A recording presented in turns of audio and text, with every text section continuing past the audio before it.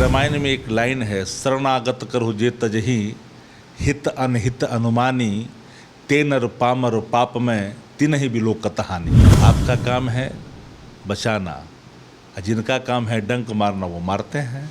तो ये बचाने की प्रवृत्ति समाप्त नहीं हो जाती है, वो प्रवृत्तियाँ लगातार निरंतर निर्बाध तरीके से जारी रहती है। चूल्हा मिट्टी का, मिट्टी तालाब का, तालाब ठाकुर का, भूख रोटी की, रोटी बाजरे की, बाजरे खेत की, खेत ठाकुर। इसको जाति से देखना मैं समझता हूँ कि ये कहीं न कहीं शब्दों की अज्ञानता का प्रतीक है। और मर्यादाएं जो लोग तोड़ देते हैं पद पर रहने के बाबत भी, उससे उनकी बौद्धिक क्षमता का भी आकलन हो जाता है। लेकिन इतना जरूर कह सकते हैं कि कोई भी शब्द, कोई भी वाक्य प्रस्तुत आप कर रहे हैं जिससे कानून टूटता हो, तो वो लोग की भाषा नहीं हो सकती। नमस्कार, आप देख रहे हैं आरजेडी न्यूज। मैं हूं योगेश चक्रवर्ती। आरजेडी विधायक चेतन आनंद और उनके पिता आनंद मोहन दोनों ने आरजेडी सांसद मनोज झा के खिलाफ मोर्चा खोल दिया है। यही नहीं, आनंद मोहन ने तो आरजेडी नेतृत्व तक को चुनौती दे दी है कि राजपूतों के खिलाफ हम अपमान नहीं सहेंगे। आरजेडी का इस पर क्या स्टैंड है, ये जानने हम आए हैं आरजेडी के दफ्तर, और हमारे साथ हैं आरजेडी के मुख्य प्रवक्ता शक्ति यादव। आइए उन्हीं से जानते हैं उनका क्या कहना है। क्या कहेंगे आप आनंद मोहन जी के बारे में? देखिए, मनोज झा जी ने जो बातें पार्लियामेंट के अंदर में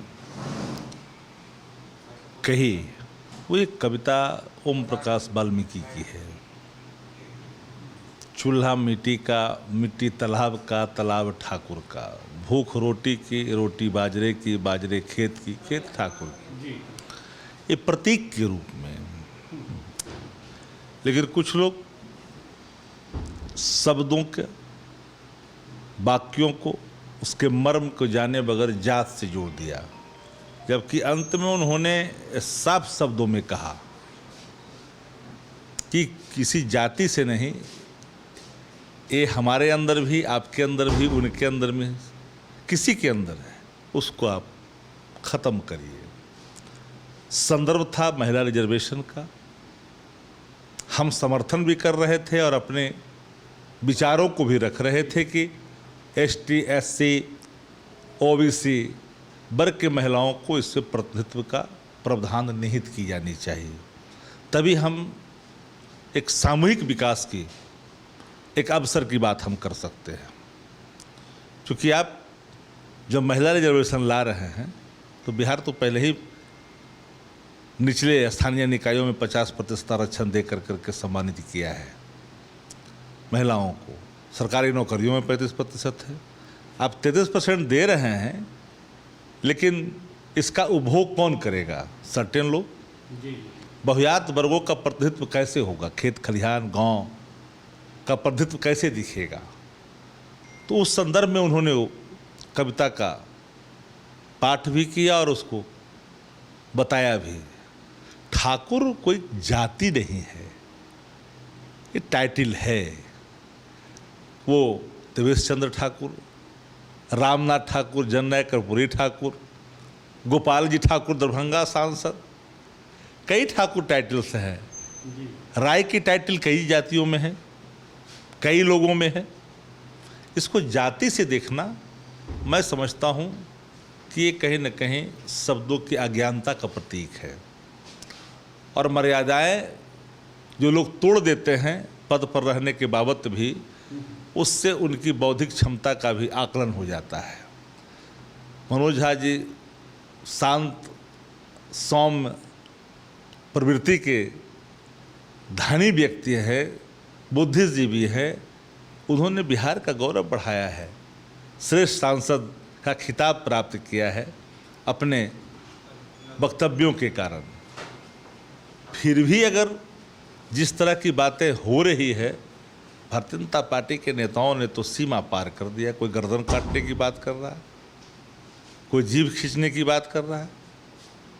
यह लोकतंत्र में इसका कोई स्थान नहीं है। आप पढ़े लिखे किसी ब्राह्मण जाति को अपमानित करिएगा तो ये तो दुर्भाग्यपूर्ण है। और मैं समझता हूँ कि इन लोगों ने जल्दबाजी में एक हेडलाइन मैनेजमेंट करने के लिए जिस तरह से नेशनल चैनल ने इसमें आपाधापी दिखाई है, कुछ सोशल मीडिया पर देखा, कुछ व्हाट्सएप पे पढ़ा, कुछ ट्विटर पे पढ़ा, डंडा हाथ में लिया और निकल गए, तो ये नहीं होनी चाहिए। ये बताएं कि कहा जा रहा है कि जो आनंद मोहन हैं कुछ भी बोलते हैं तो सोच समझ के बोलते हैं और बाप बेटे दोनों बोल रहे हैं, तो इसका जो अर्थ निकाला जा रहा है कि आरजेडी से मोह भंग हो गया इनका। नहीं, मैं इसे बौखलाहट भी नहीं कर सकता, जल्दबाजी भी नहीं कर सकता, हास्य पर भी नहीं कह सकता। हम राजनीतिक रूप से कमज़ोर होने का प्रमाण भी नहीं दे सकते हैं, लेकिन इतना ज़रूर कह सकते हैं कि कोई भी शब्द, कोई भी वाक्य प्रस्तुत आप कर रहे हैं जिससे कानून टूटता हो, तो वो लोकतंत्र की भाषा नहीं हो सकती है। इन्होंने ये भी कहा कि समाजवाद का पाखंड कर रहे हैं लोग जो इस तरह की बातें कर रहे हैं किसी जाति विशेष को। समाजवाद विचारधारा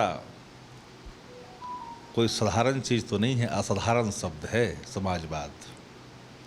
हम A to Z का बात जब करते हैं तो A to Z में जो हास्य पे है, लांछित है, वंचित है, उपेक्षित है, शिक्षा से, चिकित्सा से, रोजी से, रोजगार से, उनके अंदर राजनीतिक चेतना, राजनीतिक भूख आदरणीय लालू प्रसाद जी ने भरा।